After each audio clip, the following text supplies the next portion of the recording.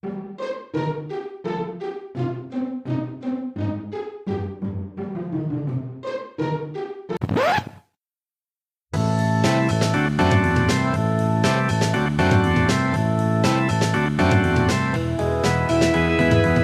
and welcome to the Swinging Christies, the podcast about Agatha Christie in the swinging 60s. I'm Dr. Mark Aldridge. I'm an Agatha Christie historian and writer, and indeed have travelled the world, sort of, a few countries at least, to chat about Agatha Christie. You have. And I'm Gray Robert Brown. I'm a writer and a Christie fan. So yes, welcome. This is episode 7 and it is called Empire. I believe one should fight for what one believes, provided one is absolutely sure one is absolutely right.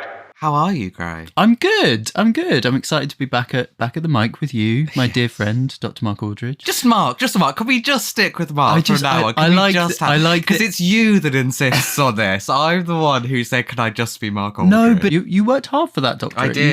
You should be proud of it. I did. They're an endurance test. Yeah, more than anything. So I hear. I mean, I'm not Dr. Gray, but there was Dr. Gray in Caribbean Mystery. Yes. Anyway, I'm good. I was just reading on the way here Empire World by Satnam Sanghera, which at the time of recording is not quite out, but by the time this drops, I think it will be. Yes, it will be published. And it's a follow-up to his previous book, Empire Land, which was incredible. And it's all very timely reading for this episode in particular. And also, I should say for the listener as well, if anyone's interested, Satnam did a kids version of Empire Land called Stolen History, which is incredible. And I, just a little boast, made the audiobook of it and I loved it. And it's one of my favourite things I've ever worked on. But that's definitely for anyone, potentially parent that want to introduce the concept of what the empire was to kids, I think sort of preteens, then that's a really good way to do it. But it reminded me that we don't shout about it too much, but everything that we've read, watched, listened to, consulted is on our website. Mm-hmm. ChristieTime.com. ChristieTime.com, thank you. Oh, something just almost fell off the shelves in Mark's... It's the poltergeist. Mark's rabbit warren of an office. It was one of the Pale Horse witches. Yeah. They're coming for us. So do check that out if you're interested in looking at what we have explored on our journey with this podcast. And specifically for this episode as well, I think it's important for us to acknowledge right out of the gate that obviously, we're two white blokes having this conversation, which is in many ways far beyond our experience, and almost as a piece of reassurance to say we have thoroughly read around this topic. A couple of resources that I wanted to spotlight, really. There's a really incredible, what she calls an immigrant history of post-war Britain, which is mainly immediately post-World War II, but it does kind of have its fronds in later years. And that's Lovers and Strangers by Claire Wills. And also in terms of the fictional and filmic landscape, we've revisited texts like a perennial favourite of mine, the play A Raisin in the Sun by Lorraine Hansberry, which is putting an African-American family on stage in 1959 on Broadway, which was just not done. And then the film is 62, I think. And we've got James Baldwin's Another Country in 1962, which is incredible. And also, this is a time that just gave us To Kill a Mockingbird and the film To Kill a Mockingbird shortly after as well, right in the early 60s, which took the world by storm with its message of moving past racial prejudice. And it got me thinking, because we have tried to be, obviously it's impossible to be completely comprehensive, but we've tried to really be all-encompassing with this project, which is probably why you're so tired, Mark. But I wondered if there was anything in particular that you read for the project that you wanted to spotlight as, maybe you reread it for the project and you found it particularly fascinating on reread or first time round. Well, I think that there's stuff about the history generally has been really helpful. And what I found was that I thought I knew this decade really well. And then even reading things like Dominic Sandbrook, which is obviously quite a broad history, but absolutely massive as well and still in depth, but covering, an entire decade in 2 books pretty much. I found that really interesting, and I took one on holiday. I was saying to him, I was sending a photo. I was like, and actually, it was a really nice holiday read, which sort of surprised me. You went to Saint Honoré, didn't you? I couldn't get into Saint Honoré, so I had to go to Saint Lucia. Now, obviously, none of us exist in a vacuum, and Agatha Christie is no exception. She's the biggest selling novelist the world over, and the 1960s, the decade we're looking at, is the decade in which, because of advance of technology, there's wider travel than ever before, the increasing sense generally of Britain being part of this kind of cultural exchange with the rest of the world, especially America, and a reciprocal cultural exchange that all becomes particularly prominent. It's also, and I mentioned this way back in the intro episode, a decade in which we see the ongoing disintegration of the British Empire, with formerly colonised countries rightfully claiming their independence and moving out from British oppression. Christie absolutely wrote from a position of relative privilege, from the epicenter of the empire, as it were. And with all this context in mind, we think it's important to acknowledge that at the start of this discussion, she definitely exhibits problematic depictions of certain characters and cultures, and she does use at times discriminatory language throughout her work, specifically, we should say, with regards to anti-Semitism and racism. She also, at times, as this project has hopefully shown and will continue to show, displays much more nuanced and even progressive, dare I say, values than popular culture might have it known. We contain multitudes, as we've said before. So do we think it's fair to say that most, not all, but most of the depictions in the 1960s books feel like they come from the work of a less ignorant, more mature writer than the early works, would we say? I think so, yeah. And I think this comes back to something that I know we keep saying again, but I think is so important for this episode, that she is changing the way that she depicts characters and situations depending on how the world is changing. Yeah. And we were having a chat yesterday, which I think is important, about the way that, for example, you might package these books and pick them off the shelf.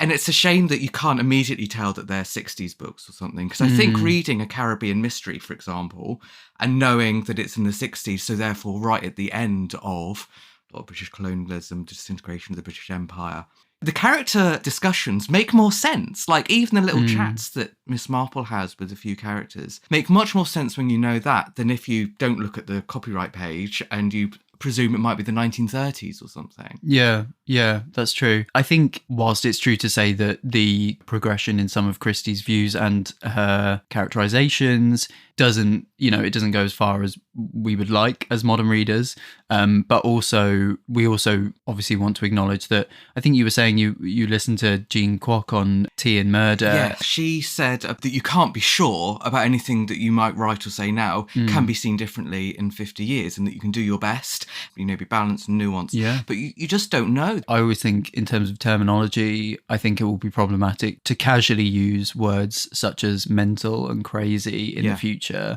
And those are words that I use, we all use. And, and I always think, well, I don't mind saying I'm someone that's had mental health issues, and I would consider myself someone that's hopefully very progressive and accepting. And yet there I am using a word that future generations might well take umbrage to. So a sobering reminder, I guess, that time is not static, which is all to the good. I mean, all any of us do is hope that we continue to learn and understand other people better. So let's talk then about the disintegration of the British Empire, which starts before this decade and continues afterwards. But particularly in the 60s, there is a lot of movement in this regard. So looking to Sandbrook, he lists off, so in 1960, Somaliland, Cyprus and Nigeria become independent. In 1961, Sierra Leone, the British Cameroons. We've got 62, Jamaica, Trinidad and Tobago, Uganda.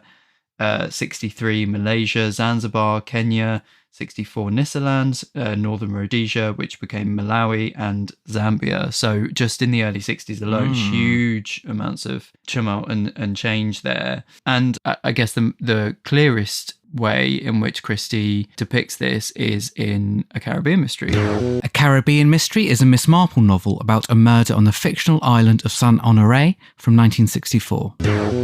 I mean, not only is it the only Marple abroad, which makes it significant, I think casual readers might think of Christie and Miss Marple as very kind of homespun figures, and seeing her in this climb is actually really quite striking and interesting. But also, I think it's worth noting, we said on a previous episode about there's a deliberate paralleling that goes on between Saint Honoré and St Mary Mead, even in the naming. And I think that is in many ways the spine of the book, because we know that Marple's superpower is understanding people and using people that she knows from her village as conduits to kind of solve problems, and she's doing that in a different setting. She's doing the same thing in a different setting here. So sort of like a universal truth that again, St Mary Mead is a little microcosm of society. And there's exactly. And there's something quite lovely about the idea that we can take Marple somewhere so remote from her experiences, but she balks at some of the differences, but she also finds many similarities, which is quite heartening, actually. Yeah, and we'll speak a little bit later about Agatha Christie's own travels, but that's got to have informed her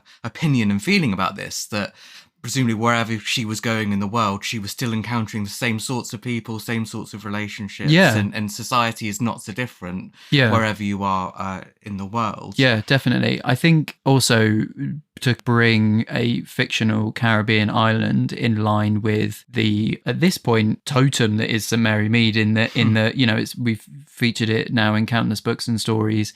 It's really important to Christie's fictional world. And so to compare Saint Honoré to it is bestowing on Saint Honoré, I think, some import and some contemporary validity. Yeah, this principle of her going away is quite interesting. That, you know, we're in the 1960s here. Travel is easier than ever. But it's Raymond, her nephew, who is encouraging her to leave St Mary Mead because he feels that she perhaps is copes particularly well or is interested in seeing things outside St Mary Mead. Miss Marple had possibly been dazzled by the gay clothes and the exotic colouring, but soon she felt she would be able to make some interesting comparisons. Because it's pretty clear that Barbados seems to have been the inspiration for Saint Honoré. Yes, although Janet Morgan also points out that some of the flowers, she talks about the hibiscus, she talks about the birds, some of the birds and flowers of Tobago. But yeah, Barbados primarily because Christie had a connection. Yeah, Christie visited there in the late 1950s. And indeed, years later, when they shot A Caribbean Mystery in Barbados, they went to the same hotel and they could even find the old guest book with Agatha Christie. Yeah. So which Caribbean Mystery adaptation is this? This is the Joan Hickson BBC one. So they actually went to Barbados to film that one. Where did they film the Julia Mackenzie one? South Africa. Oh, right. Yeah, okay. with terrible weather. So that's the Joan Hickson one is the only one that actually films at the Caribbean, because the Helen Hayes, which we were just watching, the Helen Hayes version from the 80s, is shot California, I think. In California. Yeah. So, yes, a bit of a mix. But that's nice, isn't it? So what I'm sort of getting at there is that, again, it's Agatha Christie not just looking at a book or reading a newspaper report, but clearly using some sort of lived experience, yeah. And when Miss Marple is in the Caribbean, almost the first thing that happens is she has a conversation about the disintegration of the British Empire, pretty much, because Major Palgrave, who will be our first victim, says, take all this business about Kenya, as you just saying, it's it had been made independent around the time that Christie was writing this. Yeah. Whereas Barbados will gain its independence in 66, so isn't quite there at this point, but is clearly on the horizon. But Major Palgrave says, lots of chaps gabbing away who know nothing about the place. Now I spent 14 years of my life there, some of the best years of my life too. Now, Major Palgrave is a bore, like we are told explicitly that he's boring and that he's not necessarily somebody that we should be taking huge amounts of notice of, although we later find out that he has got a vital clue on him to the murder. But we have to, as readers, believe that he's a bore so that we can bury the vital clue, don't we? Which is why it's important to caveat that before the quote you're about to give, that we're not necessarily supposed to be on his side. No. And also, that it's framed, even through the way Miss Marple listened to a story, as something that old men do and that have been doing for a long time. True. She says that this has happened to her many times in many different places, predominantly India, apparently, but the pattern was essentially the same. An elderly man who needed a listener so that he could, in memory, relive days in which he had been happy. So this is very much putting, you know, parts of the British Empire, whether it's India, whether it is the Caribbean, in the past, the idea of reminiscing about that being some wonderful golden age for this particular old white British man. Yeah, which that's very true. Is, you know, Miss Marple is not necessarily very sympathetic to, but she sits and listens quietly and politely. Christie, knowingly or otherwise, right at the start of this very colonial book, putting the reminiscences of a character like that to one side. And I think that's quite unexpected, actually. And we hear from Miss Marple about things that she really enjoys and embraces about her island stay. Lovely and warm, like that. Good for her rheumatism. Beautiful scenery. Admires the flowers. And it's interesting that although she's not always super positive about all of the cuisine, she also doesn't want to eat her old British stuff either. She's offered bread and butter pudding, but she said, no. She said she picked up a spoon and began to eat her passion fruit sundae with cheerful appreciation. Yeah. So it's, you know, she's embracing it, she's trying it. Yeah, it's a mixed bag, I think, isn't it? Because then there are also some aspects of island life that she's slightly more critical of.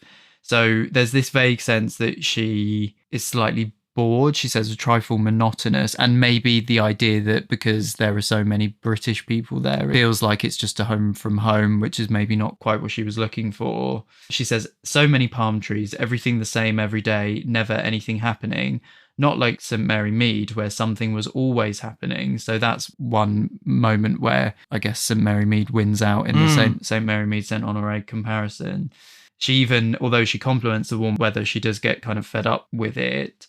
And she's quite critical, at least initially, of the still bands, so the local music. The still bands were one of the main attractions of the islands. Truth to tell, Miss Marple could have done very well without them. She considered that they made a hideous noise, unnecessarily loud, although we do get at the end of that passage, the pleasure that everyone else took in them was undeniable, however, and Miss Marple, in the true spirit of her youth, decided that as they had to be, she must manage somehow to learn to like them. So there is some willingness to change going on there. But yeah, there are definitely ways in which Marple is quite critical of the island, and I guess the optics of her as the white character being judgmental about aspects of the island feel slightly uneasy. It's a huge thing, actually. Anybody's travelled that far by themselves, let alone, you know... an 150-year-old. Yeah, says Miss Marple must be about this point. Well, speaking of, I mean, yeah, because there is also this sense that Marple's, like you said, bored by Major Palgrave slightly, and there's the clientele's quite old. You've put in our notes, brackets, dying days of the empire indeed, which I appreciated. It's true, it does feel like it's a dinosaur dying, which is the sense that you get in the contextual reading that we were doing of the 60s. So and she knows that. It isn't Miss Marple being part of that. It's exactly, because I've always thought that there's something about the zippiness of Marple's mind that keeps her younger than those people. Yes. She's not a bore. Miss Marple is not a bore. No. She's switched on. We do get in A Caribbean Mystery some of the white characters being quite suspicious of the Caribbean generally. There's a bit where Tim says about his wife Molly is a bit nervy. Coming out here to the West Indies, all the dark faces. You know, people are rather queer sometimes about the West Indies. It's definitely touching on the sorts of racism that I'm sure was rife among the British people in the Caribbean at the time. It's interesting that, because as you alluded to, obviously Tim turns out to be the murderer, so we're not supposed to agree with his opinions. And actually he's saying that Molly feels that way. Yes. And we later find out that he is trying to make us think that Molly is having a breakdown, basically, and is drugging her to make her seem mad. So not only are we not necessarily being led to believe that this is a viewpoint that we should endorse in the narrative, it's also not likely even Molly's viewpoint. But yeah, it's definitely an uncomfortable moment, especially because you're like, can't help but feel like you're there on their island, you know. Yeah. The main character that we spend time with in A Caribbean Mystery, actually from the island, is Victoria. And her characterization and her presence in the book is at times very interesting, at times quite problematic. I think there's a lot going on to unpack here. So she is a maid, am I right in saying? Yes, she's the maid at the hotel. Yeah. And on the one hand, I did feel rereading it that she was given some sense of agency and space, and she drives the plot for a point in the middle of the book where she is the person that knows a crucial clue, and that is ultimately something that she is being proactive about and then gets killed for. But there are elements that are also quite uncomfortable. So her dialogue is colloquialized. It's very clearly written in patois when she's speaking to her husband. And whilst several of the descriptions, including Marple's herself, of Victoria's physicality are othering and sexualizing, and they do focus on her, basically the way in which her body is different as a black woman. But there's also this thing that she's our most prominent black character in the book, and she's a servant, so she doesn't have any control within the hotel itself. She's still, Tim is her boss and everything. Yeah. She is shown to be helping the investigation, and she does kind of pass on what she knows about Major Paul Graves' medication.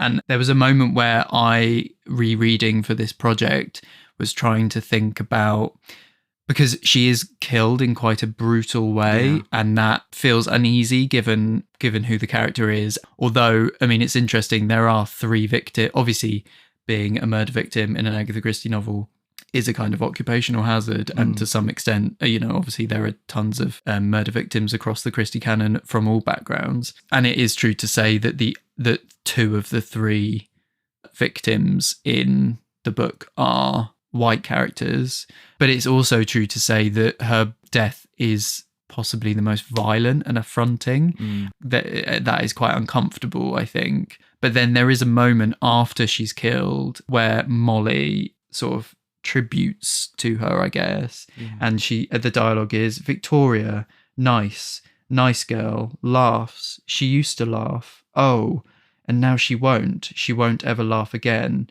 I'll never forget it. And for all its slight clumsiness, I think there is an attempt to humanize her and make us feel the loss of this person. Yes. The other kind of complicated aspect of Victoria's portrayal is that part of the reason she's killed is because we learn, is attempting to blackmail the killer because of what she knows. And there's a scene where she's talking with her husband about it, and it's a bit kind of evil coded, and that also feels deeply uncomfortable.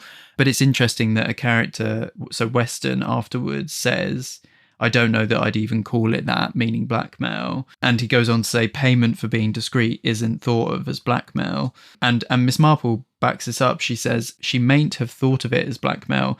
In these large hotels, there are often things the maids know that some people would rather not have repeated. But there is also something uncomfortable about, I guess, because Victoria is one of the few black speaking characters in a book set somewhere where the black characters should definitely have more of a presence. There's a representation problem that we run into there. Like if there were loads of black characters and one just happened to be a blackmailer, then it wouldn't be so difficult to swallow. I'm sure there have also been plenty of white blackmailers in the Christie canon as well.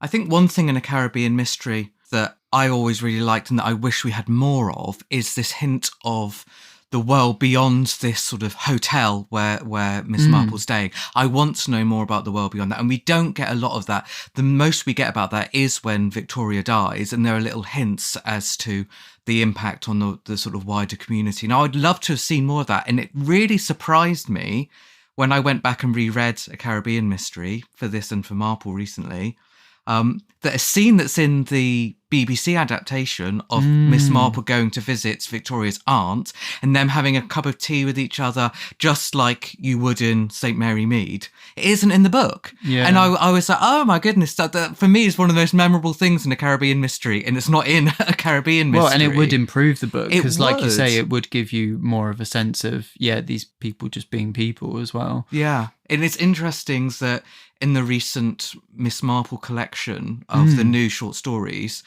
Dre Desay Mitchell wrote one called A Deadly Wedding Day, in which Miss Marple is invited to a wedding by Miss Bella, who we don't meet in A Caribbean Mystery, but we're told was a friend from Saint Honoré. So that sort of interaction, two older ladies from, yes, different parts of the world, but with so much in common. I would have loved to have seen some more of that in A Caribbean Mystery. I think it would have helped to really cement these points. Yeah, I love that about Jada St. Mitchell's story, that it, like you say, it kind of fills in some of the areas that Caribbean Mystery was maybe lacking. Moving on from A Caribbean Mystery, we have mentions of the collapsing British Empire in other books.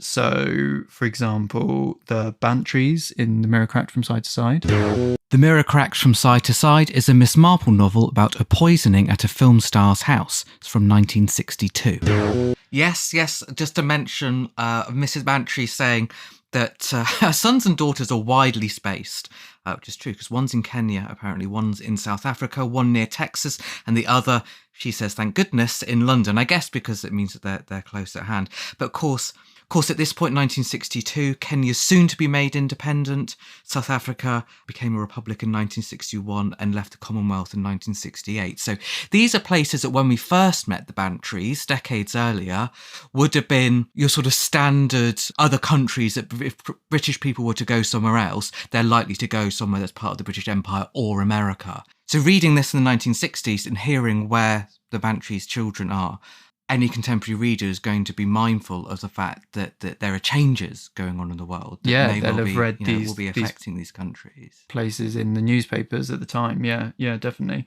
Yeah, and there's another mention of living in Kenya at Bertram's Hotel, which 2 years before the publication of Bertram's had been made independent. We get some other references in 60s books. So in By the Pricking of My Thumbs, we hear that people have come back from East Africa. And in Passenger to Frankfurt... Passenger to Frankfurt is a standalone espionage thriller about Sir Stafford Nye's hunt for answers from 1970. Stafford Nye is coming back from, quote, Malaya, and when Gordon Chetwynd, who's a senior government official, asks him how Malaya was, Stafford Nye says hot, and Chetwynd replies saying, yes, well, I suppose it always is. You mean atmospherically, I suppose, not politically. Interesting that Christie's using Malaya here, because it's Malaysia by this point. Yeah, and has been independent for almost over a decade by the point that she's writing this, and has been Malaysia since 1963, so... Yeah, an example of Christie being behind the times there. But also, I think there is a slight element of prejudice in saying that it's always politically turbulent. Yeah. So Britain is a changing society in the 1960s and indeed post-war. So 1948, we have the Windrush coming. By no means the beginning of British immigration or sort of different types of people being in Britain historically, but certainly this is the point, and throughout the 60s continuing, where we're seeing an increasingly multicultural society. Yeah, absolutely. So this is still having a significant impact and still feeling quite new in the 1960s, I think, even though there is a long history of immigration to the UK. Yeah, and this leads to undeniably and upsettingly racist attitudes.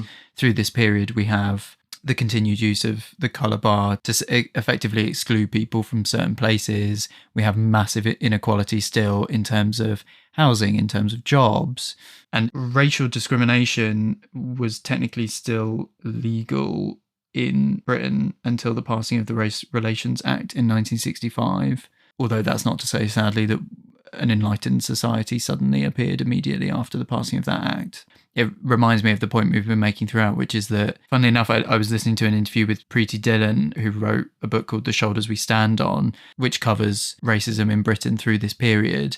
And she says the same thing that we've been saying throughout this podcast, which is that the 60s didn't swing for everyone. And that's very much the point to make here. We do see examples of these racist attitudes in Christie books. We have it from Aunt Matilda, the kind of elderly character in Passenger to Frankfurt. She actually misnames Malaysia as Malaya again. But she says, I read in the paper they got cholera in Malaya yesterday. At least I think it was Malaya. I always get so mixed up with those places. and just that general attitude. And there is this fear of mass immigration, which is often massively trumped up and distorted and spun negatively by the press, sadly, even to this day. But we get that again in Passengers Frankfurt when we see people coming through customs. There's this discussion of what security are really looking for. I'm quoting now. Usually is the foreigners that are coming in. Dark hair, dark blue eyes, clean shaven, 5'10" or whatever it is. That's about all you want to see, not on a list of undesirable aliens or anything like that. So basically the white respectable people are waved through, like Stafford Nye, actually, Sir Stafford Nye, and other people not so much. And yeah, this is definitely something that Christie's aware of. Yeah, and I did notice in By the Pricking of My Thumbs, there's a really casual mention. By the pricking of my thumbs sees Tommy and Tuppence return to investigate a mystery at a nursing home from 1968. Of when Tommy picks up his post and there's an appeal that he says, which Tuppence wonders if it's for delinquent boys, racial integration, which is a bit flippant. Yeah, it is. But I guess at least does show that it's something that Tommy and Tuppence would be aware of, as they're not in a vacuum. They understand. Yeah, it is flippant, as you say. It does feel like it trivializes the issue by also relating that to the idea of criminality. Delinquent boys, we're talking about people breaking the law, and obviously racial integration is not. And throughout Christie's novels, and indeed the kind of one of the social changes that we see is this move away from a society where, people stay in one settlement and everybody knows each other. And if you arrive with letters of introduction and all of that. And now, because of integration, because of immigration, there's a greater level of anonymity. And that's something that The Mirror Cracked really cleverly deals with the influx of new people in the development, which are not necessarily immigrants, but there's still this sense of different types of people, new people. And whilst that's often seen as a kind of quaint nostalgic thing, I think there's a dark underbelly to that, which feels quite Little England, quite kind of small-minded, that people suspect new people just because they're new. And actually it's that suspicion that a lot of Christie novels are kind of built on, although she does also subvert that. And we talked a lot about how it's not the new people that just want to build a new life that are the problem, the murderer. It's where you're not looking, the call's coming from inside the house. We get a casual mention from Miss Lemon in Third Girl. Third Girl is a Poirot novel set in swinging London about a young woman who thinks she may have committed a murder, from 1966. Her current life mottos, and she says, I always say that it's better to know where you are when you're employing someone and buy British. And it's, that patriotic, it reminded me 2 years later we get the I'm backing Britain. Yeah. And that it reminds me of that kind of nationalism, that patriotism, which we still see to this day, which is weaponized against certain types of people. It's not just about being proud of being British. There are some more positive depictions in these stories. So Star Over Bethlehem. Star Over Bethlehem is a lesser-known festive collection of stories and poems from 1965. But there's a story, The Water Bus, in which two women are getting onto a bus, and we're told that they don't like the young female bus conductors so much, the young white female ones, we presume. They much prefer the black male ones. Nasty temper some of these girls have, haven't they? I prefer the black men myself. Nice and polite they are, don't hustle you, help you in and out quite carefully. And that doesn't really go anywhere. That's just like a casual observation in the mid-1960s of a couple of women getting the bus and basically complaining about the female bus conductor. Yeah, it's funny that in rising up one group in society, we have to do down another. Yes. As it ever were, I guess. Yes. But there is this, and I do just want to put my screen histories hat on for a moment, because I think there are some wider contextual things that are worth remembering about the general sense in society of issues that we now see as so obviously racist. I've got to talk about the dreaded black and white minstrel show, which for people who are unaware of was a very long-running series on the BBC, a sort of entertainment show, singing, dancing, from white performers who performed in blackface. It was a hugely successful show. but it was controversial for quite a long time for very obvious reasons. In May 1967, this is from Dominic Sambrook, the Campaign Against Racial Discrimination called for the BBC to withdraw this hideous impersonation. And there were debates and discussions about it for a long, long time. And they did all sorts of things to try and make it seem a little less offensive. They also did, and I hadn't heard about this before doing research for this episode, but there was a version of the show called Masquerade in which the main singers appeared without blackface and black singers wore whiteface, which is such a hideous misunderstanding of why anybody would have found this offensive in the first place. So the really shocking thing, if we can distill it down to one thing, I always think about the black and white minstrel show, is not so much that it existed, there's a long musical tradition of this, it's well before the TV show, but that it ran till 1978 on TV. That is so late, even with blackface being reduced in those final years, and it was on tour, so you could see it in the theatre until 1987, which I just think shows us how, when we're talking about the 1960s, it's not an endpoint for really any of these issues, and lots of the stuff that we think comes to the fore and is a part of the national discussion in this decade, it actually continues for much, much longer than you might think. Oh God, yeah. I mean, sadly, it's not like I want to make it clear that we're not speaking from a post-racial society right now either, much as we wish we were. So much of what we're talking about is still a problem today. People in this country, people in Britain still don't really acknowledge the extent of the empire or the extent to which we are, and in some ways continue to be, a racist society. So yes, I agree, the 60s absolutely are no culmination. No, not at all. So it's interesting, a bit of a case study here. We can't really have a conversation about these issues without bringing up And Then There Were None, and it's well known that the original title of And Then There Were None, which is a Christie book from 1939, but the original title included a very offensive racist word. And the play version of said book continued to run under that title for a long time. One of the things, I think, when people get sensitive nowadays about, and this ties back to what you were saying about the campaign against the minstrel show in 67, I think nowadays people think that society as a whole is newly sensitive about stuff like this, but actually there is proof that people were uncomfortable with that title of Christie's play in the decade we're talking about, in the 1960s. Yes, well, Julius Green, who wrote the book about Agatha Christie on stage, says about how in September 1962, when And Then There Were None, as we now know it, was due to be transferred to the St. Martin's Theatre, quoting from Green here, a letter subsequently appeared in The Guardian, politely suggesting that it might be time to consider a title change for the play. But it was not until a Birmingham production in 1966 that protests outside the theatre were actually to achieve this. Since then, it has been known as And Then There Were None, the title adopted for the American publication in 1940. It had used that title in the United States from its first publication. Although there are certainly still productions touring the UK using the original title in the 1970s. And in fact, the book title in UK wasn't changed until the 80s. Laura Thompson says about these protests in Birmingham in 1966 that there were placards reading "contemptuous reference to coloured people," again, that's quoting, that's not my words, were held outside the theatre. Yeah, I think it's a good reminder that these concerns have long existed. Yeah. They're not new sensitivities. It was a really significant finding when we were doing research about the 60s and Christie. We do get hints of increased exposure to people of all walks of life, which is, in my mind, a fantastic thing.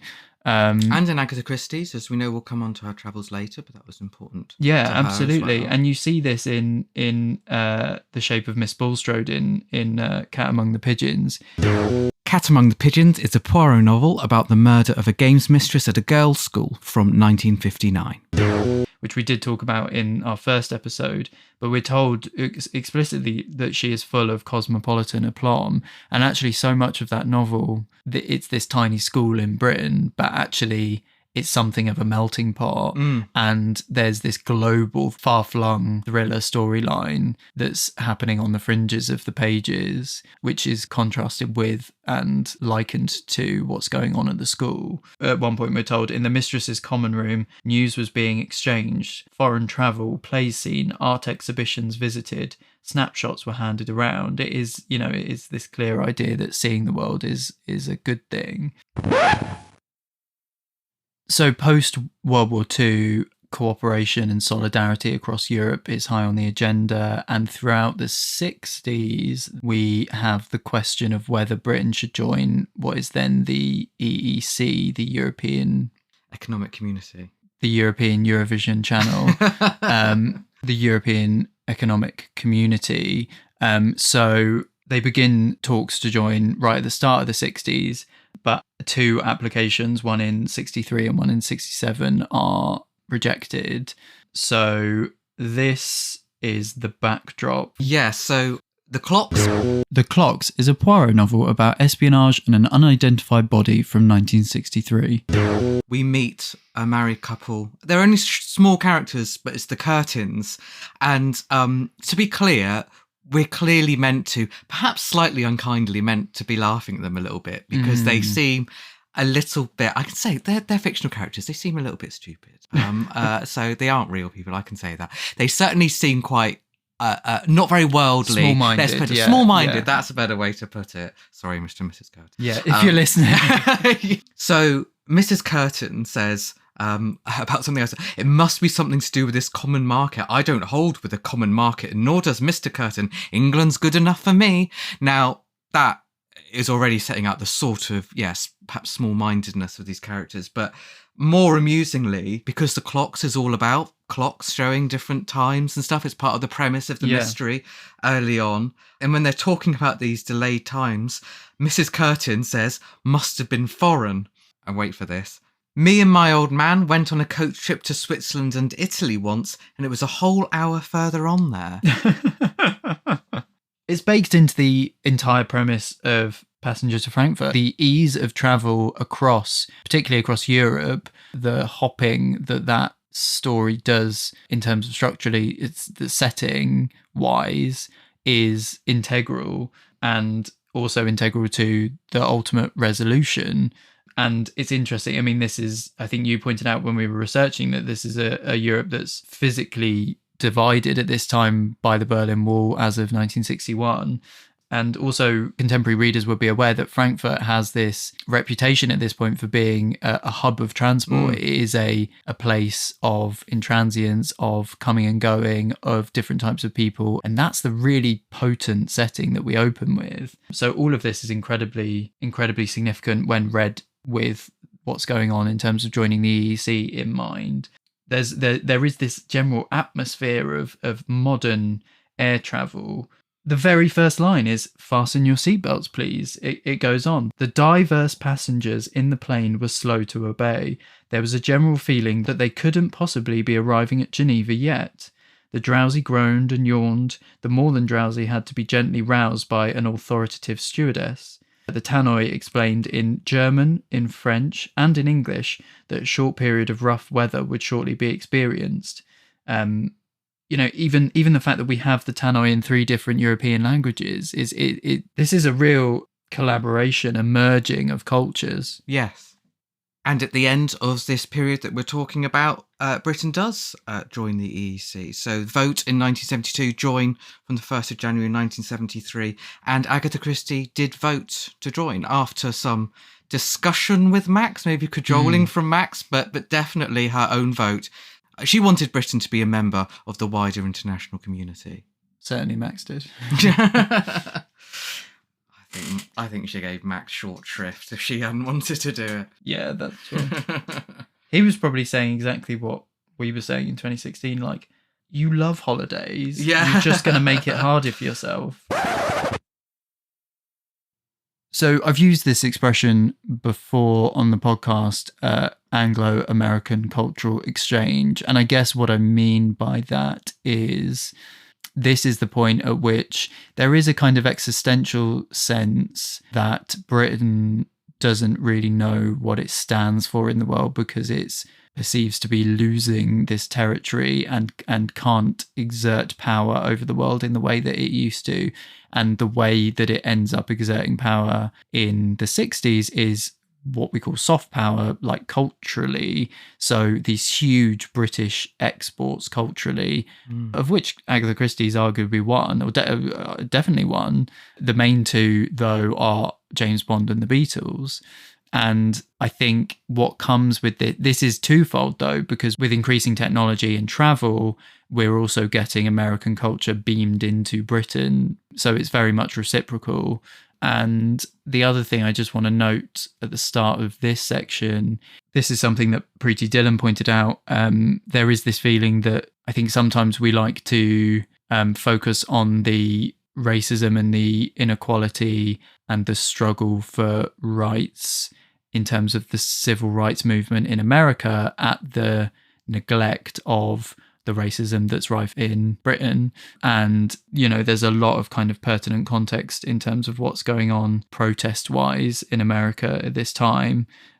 So the civil rights movement has essentially been ongoing since the mid-50s in earnest, since the Brown versus the Board of Education passing in 54. We've got Rosa Parks in 55. Lyndon Johnson, the president, passes the Civil Rights Act in 64, so bang in the period that we're talking about. And that was very much set in motion by Kennedy, and they were able to kind of bring it to the forefront of the agenda in the immediate aftermath of his death. Whilst that act is supposed to really kick off school desegregation, it really only begins in earnest, certainly in the South at this time. There's the Civil Rights March that culminates in Martin Luther King Jr.'s famous I Have a Dream speech in 1963. So that's just before The Clocks was published. And then his assassination was in April 1968, which is a few months before By the Pricking of My Thumbs was published. James Bond takes over the world essentially in the 60s on film. And Agatha Christie is not impervious to his charms. Of course not. Because our favourite, And Then There Were None from 1965, we have our villain sitting at the end in a chair with a cat on his lap, just like, famously, Blofeld does in From Russia with Love, the second Bond film just 2 years earlier.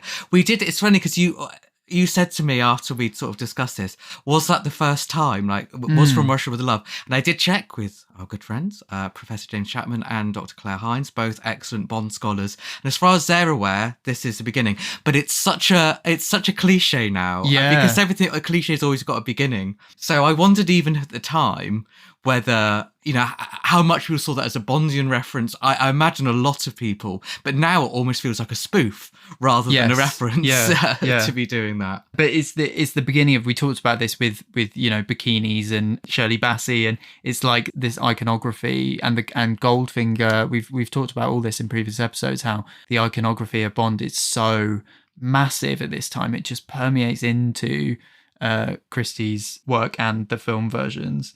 I mean, the spy genre, sort of zooming out from James Bond a little bit and just looking at kind of the spy genre as a whole, that basically the idea of kind of espionage fiction is kind of built on a British Empire principle, which is this idea that there is disorder out in the world and you send an establishment figure to go and sort it out by any means necessary. And that's kind of the same principle fundamentally underpinning the whole genre, but also arguably kind of underpinning Passenger to Frankfurt. Higgs points out that so many of Fleming's villains are dual heritage, and that the purity of race is often an indicator of who is good and who is bad in Fleming's books. That's one of many problematic things about Fleming's writing. Not that it's a competition, but Christie is way less problematic than Fleming. It sort of was when I shared an office with Claire, and we would have discussions about, and there's this thing as well. And Fleming, what are the things that she was telling me? Christie was not a Fleming fan. She did mention him slightly more positively in one interview, but by the time we get to the 70s, I think her last interview, she says she finds him very boring, and she doesn't like it when she has to buy his books or felt she had to buy his books for her younger relatives, boys and stuff. Do you prefer science fiction? Interesting. I mean, she did, however, write Ian Fleming into A Caribbean Mystery, famously. Oof. No. Yes, you can't say see that. you No. can't see No. the wink nudge I'm giving there, but that's the ITV Marple's propensity to writing real life figures into the stories, and Ian Fleming pops up in Caribbean Mystery, along with doesn't the he? ornithologist James Bond. Oh yeah. So this Americanization perhaps is seen slightly fearfully. I don't know, that it's different ways interpreted in different ways in different books. But it's worth bearing in mind that Christie is writing this as someone who was half American. Her father was American. Long had an American publisher, made much of her money in the United States, visited the United States. We'll talk about one of those instances later on. And obviously had great popularity over there. So there's no reason to think that she had any problem at all with America in itself. No, it's not that. There's this idea that in us exporting British kind of symbols, British cultural artifacts, that we're also getting that back. And then there's, I mean, even today in slightly conservative circles, there's a fear that the world is becoming too Americanized and that Britain's becoming too Americanized. Yeah, I noticed and had you running to the first edition to check it. There's a reference to a girl wearing an orange sweater in The Mirror Cracked from Side to Side, in the one of the girls in the development. And I was like, that must be an Americanization that's been added to the text later. But it was in the first edition. But then I said to you, I don't know about lots of these terms that we think of as Americanizations. Yes. Are like old-fashioned British terms that we then changed to something else. Yeah. And America kept the original. Or like pants. Yeah, pants is another one, because pants, people get very annoyed if you say pants is an Americanism, because in lots of the north of England, pants is used for trousers, like just normally. and I was thinking, and mom for mum. Yeah, it's the Birmingham slang, isn't it? But yeah, so basically, write in if you as a British person colloquially say sweater, and if that's something from, I'm not aware of it. I don't know. But we see really positive impacts of certainly Americans visiting Britain, in at Bertram's Hotel in particular. At Bertram's Hotel is a Miss Marple novel set in a London hotel, which is not quite what it seems, from 1965. Because it's thanks to the American visitors and tourists that this old-fashioned hotel still exists, which means that Miss Marple can stay there. Because when Miss Marple says to Raymond, who is saying once again that she should go on a holiday, that she'd like to go to Bertram's, I think Raymond's one who thinks, I'm not quite sure if it still exists because it's so old-fashioned. But it does. It's still carrying on. Strangers coming to this country, Americans in particular, because they're the ones who have the money, have their own rather queer ideas of what England is like. There are a lot of people who come abroad at rare intervals who expect this country to be, well, I won't go as far back as Dickens, but they've read Cranford and Henry James, and they don't want to find this country just the same as their own. So they go back home afterward and say, there's a wonderful place in London, Bertram's Hotel it's called, it's just like stepping back 100 years. It just is old England. It's Britain as a myth that never quite existed. It's literally the facade, and it's performative. It's all done for the sake of another culture. And it's interesting that Christie has Miss Marple going to Bertram's Hotel the year after she goes to the Caribbean, or at least in terms of publication, the following book, the next year. And whereas Miss Marple found the Caribbean very sedate, despite it being a bigger journey for her, going to London, it's much, much busier. She loves the hustle and bustle of it. We're told that after a nice little nap after lunch, something we both do, myself and Miss Marple. I was going to say, I don't. I do, thank you, Sol. She would go out, and she didn't want to go to Bournemouth because she thought it was too quiet. That was her first suggestion. She wants to be in the hustle and bustle of Bertram's. The Americans want to come and find their antiquated, perhaps London, the old-fashioned London. Miss Marple wants to go to London for it to be modern and vibrant. Yeah, that's so true. These American visitors, fascinated by seeing the titled English really getting down to their traditional afternoon tea. For afternoon tea was quite a feature of Bertram's. It was nothing less than splendid. I think Bertram's Hotel is essentially a microcosm for this Anglo-American cultural reciprocation that we see in this decade. There's this idea in the text that the Americans are charged over the odds to come and see it, but the British are allowed to come in for less of a fee because they need them for decoration to keep it feeling authentic. Exactly, yeah. And that's how tourism continues to work to this day. We can't talk about England, America and this period without obviously talking about Halloween Party. Halloween Party is a Poirot mystery novel in which a girl is drowned while apple bobbing from 1969. Which is, in some people's view, the kind of most American thing that Christie ever wrote. Obviously, Halloween, especially at this time, still being a real Americanism. And we're going to cover it in more depth. Exclusive. We're going to cover it more depth in a Halloween special later in the year.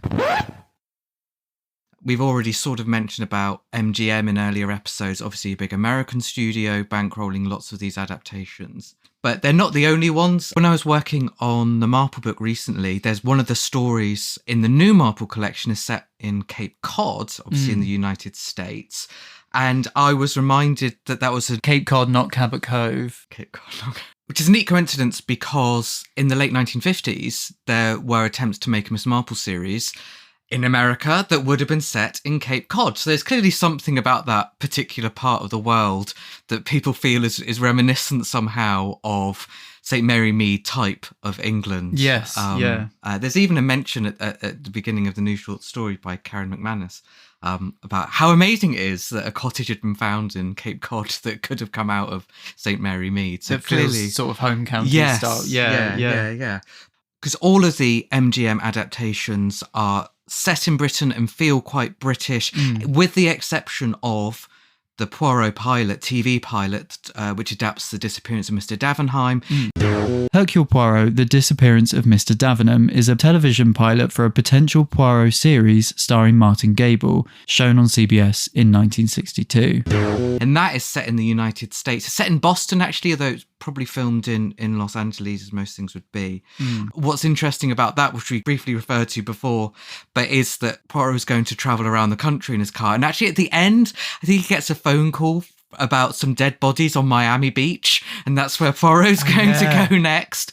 And does he say, and are those bodies sizzling in the sun? Like in Evil and Sun, that they're being sort of cooked. But it's very American, isn't it? Those city streets that his car drives down in those few shots that we get. Whereas the original story opens in a London apartment with Jap expecting tea. Oh, wow, which yes. is such a contrast. Yes, that's a really good example, actually. But yeah, Britain is an essential part of these MGM films. They were made by the European division of MGM, so it wasn't, people decamping from Hollywood to come and make them. I've read the script of Murder, She Said.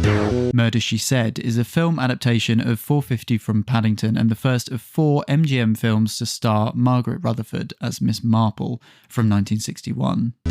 And it mentions right at the beginning that our opening shot should be oldie England, with the E on the end of the old, like you might, if you go to Disneyland and they've got an old English pub and it's oldie England pub, it's that sort of, really got to sell that this is British. Because that's the vision of Britain that sells in America, that appeals to American Anglophiles. Yeah. That's exactly what Bertram's is, actually, just in the shape of a hotel in a book. But it's the same idea. But also, it's quite unlike what Christie's doing in her books, like The Mirror Cracked has got the development.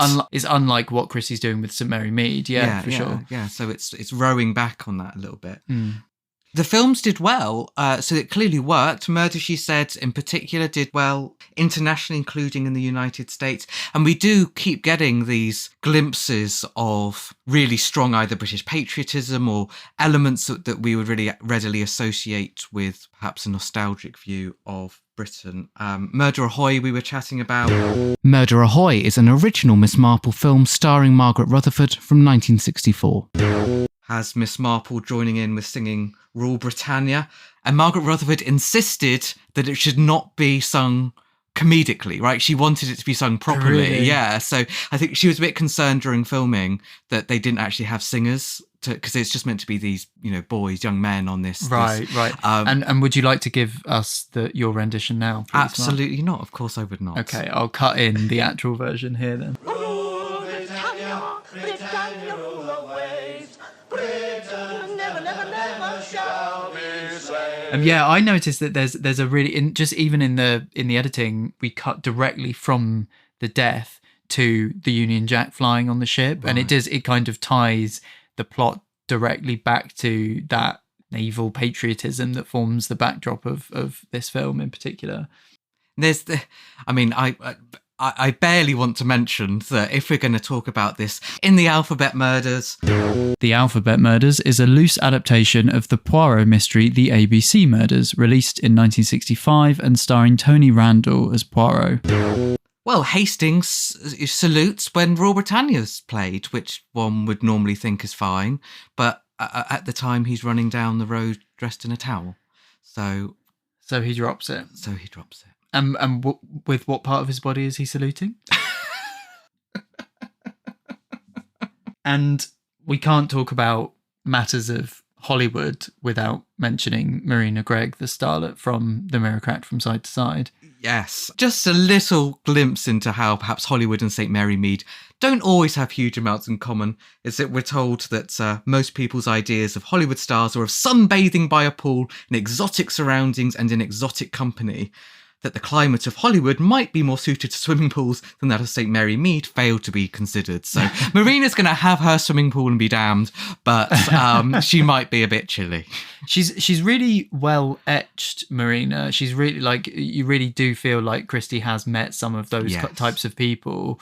But I would say I was surprised on my reread at how little she's in it. And it takes quite a while before you speak to her after Mrs. Badcock's death. It's really quite late in the book before we get like a proper look at her. But I guess it's a testament to how quickly Christie etches her in, that we do feel like she does feel like a notable character. Yeah, a memorable one who you remember after the book. Which isn't always the case. So moving on to travel and transport and holidays, a lot of British people continue to holiday in Britain. It was more affordable, and it was still culturally quite a commonplace thing. And Sandbrook talks about do take a drink. I mentioned Sandbrook. Does talk about how people sort of chose between kind of holiday camps like Butlins, which was running 9 camps at this time, and catering for upwards of 60,000 guests a week, or what Sandbrook calls the more chaotic world of the seaside, which we get in Afternoon at the Seaside. Afternoon at the Seaside is a one-act play, part of the Rule of Three collected plays, about the theft of an emerald necklace beside the seaside in 1962. Yeah, which I guess sort of is chaotic, but it's yeah, there's a diamond theft. There is a diamond theft. That's chaotic. And interestingly, I think that other than there's little things like the bikini and stuff, of those 3, it's the one that you could most put in an earlier decade. Like, actually, I think it could really work in the 1920s, 30s, 40s, 50s. I guess that's a testament to the fact that British seaside holidays still look fairly similar to how they've looked in previous decades. The difference is the camps or foreign travel, which we'll get onto. Yeah. If anything, come back in fashion a little bit, actually, I would say. Lots of things like beach huts and stuff people love now. Yeah, that's true. And then we also have cool modern cars. There are cool Jaguars we see in The Pale Horse. We see one in Third Girl. In fact, a Jaguar runs Norma down in Third Girl, doesn't it? A Jaguar was coming pretty fast, and there was a bus bearing down on the other side of the road, which is all quite thrilling and feels very modern. I mean, no vehicles moved particularly fast in the times that Christie was writing previously. So, and we even get kind of car chase moments, and we see motorbikes in Bertram's Hotel. Yeah, and it's interesting to look at Tommy and Tuppence because we've seen them for 45 plus years by this point. And so we're told that by now they did travel mainly by car, like most people at the present time. The Beresfords travelled mainly by car. The railway journeys they took were few and far between, but Tuppence does have to take a railway journey because she knows she's seen this particular house, something that she wants to try and investigate, and she knows she was on a train when she did it. And ever the sensible people, Tommy suggests that she could buy a ticket where you can travel 1,000 miles all over the British Isles for a very reasonable fixed sum. And of course, he has to be a bit patronising and says, that ought to keep you happy until I come home again. I think Tuppence is perfectly capable of working out her travels. And indeed, we see that. She gets out a map. She works out from her timetables. She knows exactly what she's going to do and where she's going to go. And of course, Agatha Christie loved her car. She loved driving. It was one of the first big purchases she made when she started to make money from writing. So yes, was still driving well into her later years. So it's no surprise that cars can often crop up in her books. There is a sense in the later novels that people drive more recklessly now. We get a mention in Passenger, which is quite sardonic. It says, while it was easy enough to imagine that one was the target of assault, people drove so recklessly nowadays that you could easily fancy malice aforethought when it was not so. Wow. Well, because the way that cars are being used and driven is changing, because there's a reference in, to go back to By the Pricking My Thumbs, a clergyman who Tuppence meets complains about motorways. The M1, the first motorway, opened in 1959. So there's still quite new things. Dreadful, according to him. At least I think so. The noise and the speed and the reckless driving. And we spoke about the Harlequin tea set last episode. The Harlequin tea set is the final Mr. Quin short story, first published in 1971, but likely written in the 1960s. But that notably opens with, quoting here, Mr. Satterthwaite clucked twice in vexation. And he's essentially clucking with modernity generally, but with modern cars specifically. And it goes on, whether right in his assumption or not, he was more and more convinced that cars nowadays broke down far more frequently than they used to. The only cars he trusted were old friends who had survived the test of time. They had their little idiosyncrasies, but you knew about those, provided for them, fulfilled their wants before the demand became too acute. But new cars, full of new gadgets, different kinds of windows, an instrument panel newly and differently arranged, handsome in its glistening wood, but being unfamiliar, your groping hand hovered uneasily over fog lights, windscreen wipers, the choke, etc. All these things with knobs in a place you didn't expect them, and when your gleaming new purchase failed in performance, your local garage uttered the intensely irritating words, "Teething troubles. Splendid car, sir, these roadsters. All the latest accessories, but bound to have their teething troubles, you know." Just as though a car was a baby. But Mr. Satterthwaite, being now of an advanced age, was strongly of the opinion that a new car ought to be fully adult, tested, inspected, and its teething troubles already dealt with before it came into the purchaser's possession. That's quite a long it is, isn't it? diatribe, but what's isn't it? interesting is that the last written, and I got this from Kemper from All About Agatha, that the last written Mr. Quin story way back in the 20s also opens with Mr. Satterthwaite clucking at how irritating it is that his car's broken down. So although he's having a pop at modern cars here, dare we say, as ever 'twas. This time he's driving himself rather than the chauffeur who is taking That's him. right. That's the difference you spotted. Yeah, when we looked at it earlier, was that yes, that's the change, is that he's not being ferried around anymore, which maybe makes his car breaking down more irritating because he has to deal with it entirely by himself rather now. than just leaving the chauffeur and him going off to the pub, which I think happens in the other one. Yeah. Quite right too. Yeah. I would if I could. In this period, British people are holidaying in Britain. But there's jet setting, there's plane travel, because the number of passenger flights are rising throughout the decade, and that's very much reflected in the focus that Passenger to Frankfurt has. And people are starting to fly who might never have thought that they would go on a plane, because we've just starting to get the rise of the package holidays is just on the horizon. The 70s is where it really kicks in, where people can easily and much less expensively than before go to Spain for a week, for example, in a way that just hadn't really been accessible to standard working people. Yeah. And quoting Never Had It So Good, we hear from Sandbrook that in 1960, holidaymakers could spend 2 weeks in Mallorca for 39 guineas, while a fortnight's break in San Remo came to 44 guineas. Now, obviously, lots of time has passed, but significantly, he says, these were considerable sums, but not beyond the reach of the middle classes. So that's the important thing there. Yeah, definitely. I noticed in terms of this thing about the flights and that being linked to this particular era, that them becoming a bit more mundane. I was looking at my ebook of a Caribbean mystery when we're getting some quotes out earlier, and I noticed that the cover of it is a cruise ship. And I was like, oh yeah. And I thought, have I misunderstood this? But I checked it. No, Miss Marple does fly to Saint Honoré, and yet some designer at some point perhaps has thought, it's Agatha Christie, it's international travel. That's cruise ships, right? And it's old-fashioned, and it's part of this perception that we're debunking throughout the whole project, that Christie is old-fashioned, because it would be. In fact, there's even a bit in Passengers of Frankfurt that shows that Christie is not like this. That somebody asked Stafford re Daphne, "Oh, did you meet her on the ship?" And he basically says, "Oh, there are not ships nowadays. Like, he flew. He met her at the airport, Yeah. Yeah, that's a good spot, actually.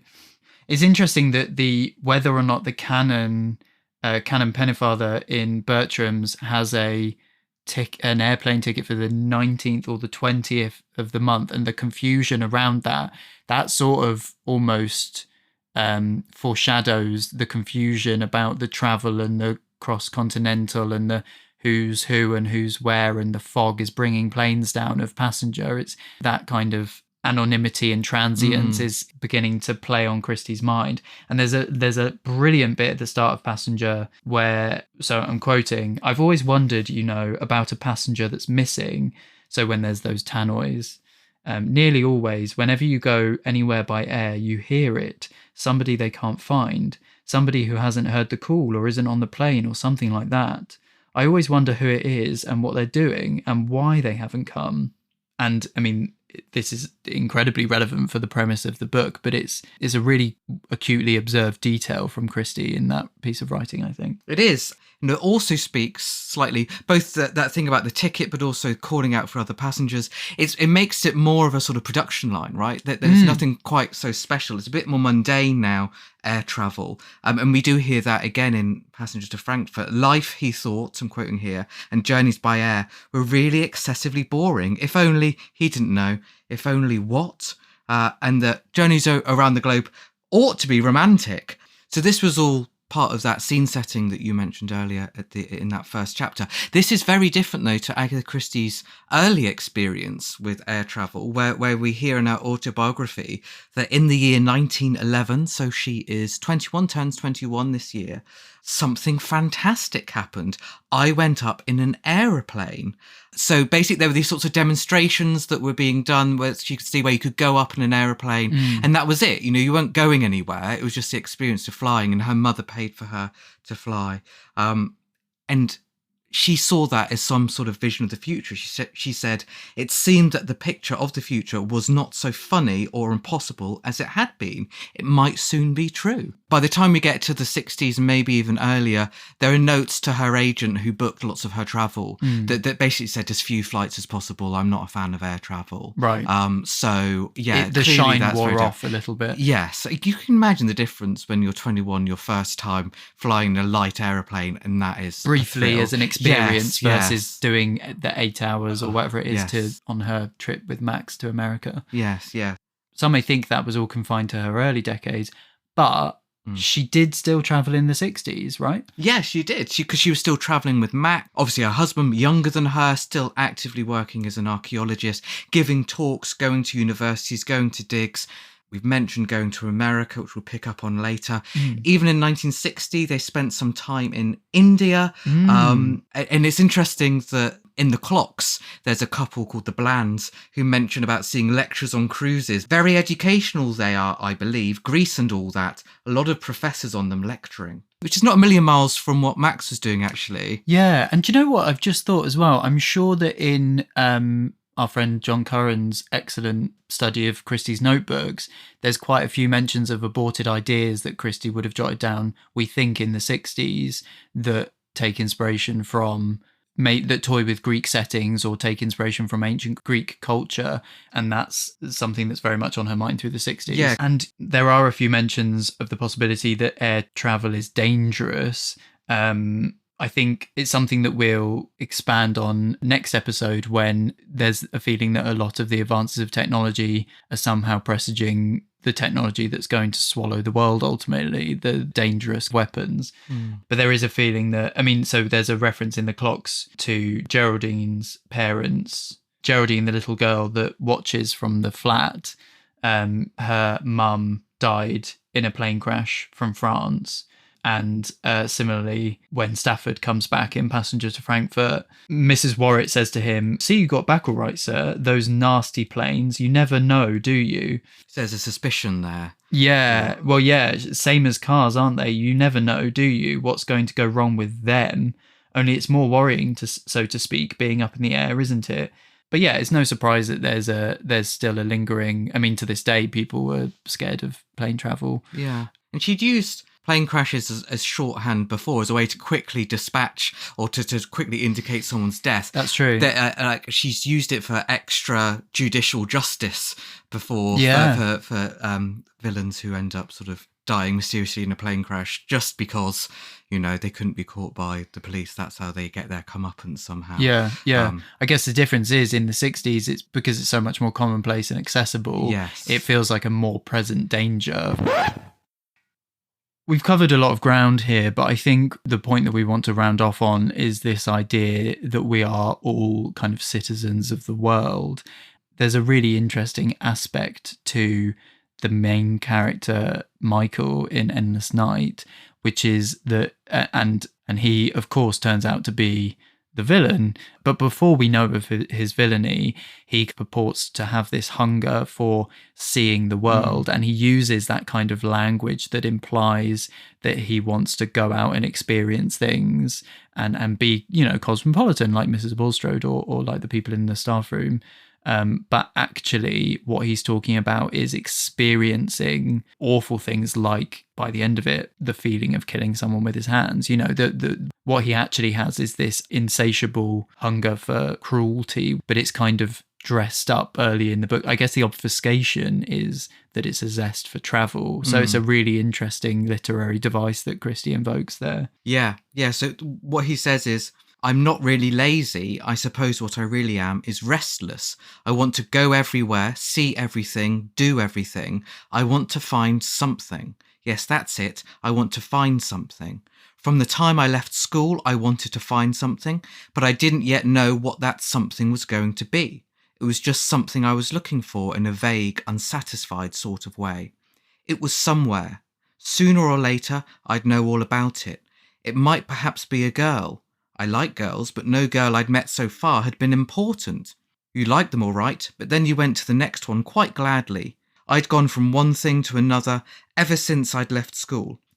A lot of people disapproved of my way of life. I suppose they were what you might call my well-wishers. That was because they didn't understand the first thing about me. They wanted me to go steady with a nice girl, save money, get married to her, and then settle down to a nice steady job. Day after day, year after year, world without end, amen. Not for yours truly, there must be something better than that. Not just all this tame security, the good old welfare state limping along in its half-baked way. Surely, I thought, in a world where a man has been able to put satellites in the sky and where men talk big about visiting the stars, there must be something that rouses you, that makes your heart beat, that's worthwhile searching all over the world to find. Wow. Powerful words. Very powerful, especially when we know where he's heading and where we're heading in that story, like you'd say. Yeah. Next time, is it the end of the world as we know it? Quite possibly. It's Armageddon. Yeah. Exciting. Exciting? I can't wait. Yeah, you can't wait for the bomb to drop. Oh my goodness. What a blessed relief it will be. But will we have finished the podcast by then? just in time for it all to be destroyed. We have to finish the podcast before the world ends. Priorities. That might be the thing that stops someone from pushing the button. Is that I must have one more episode of the Swinging Or it might be the reason why they push the button. The final trigger. Anyway, we would love to hear from you. Do get in touch. You can find us across social media at Christie_time.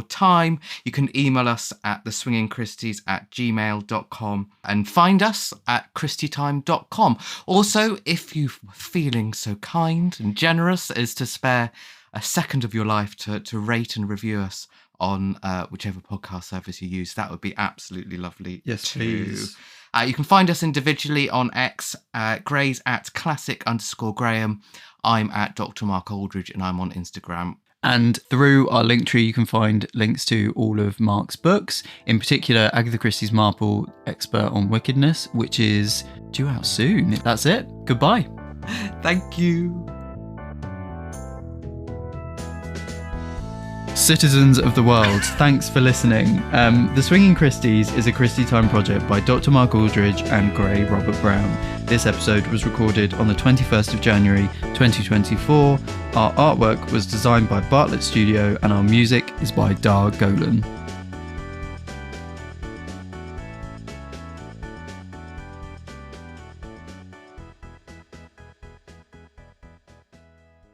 That's it. Goodbye. Thank you. No, I'm going to say it nicer. Thank you. Thank you. Just say goodbye like a normal person. Goodbye. Our goodbye bit is really awkward every time. I know it's so funny. It's like we've still never hit upon a way of doing it. No. Bye. Stop it now. Just end with that every episode. Stop it now. Stop it now. Cut the tape. Yeah. Right, cut it open. Cut it now. Yeah. That's a better one.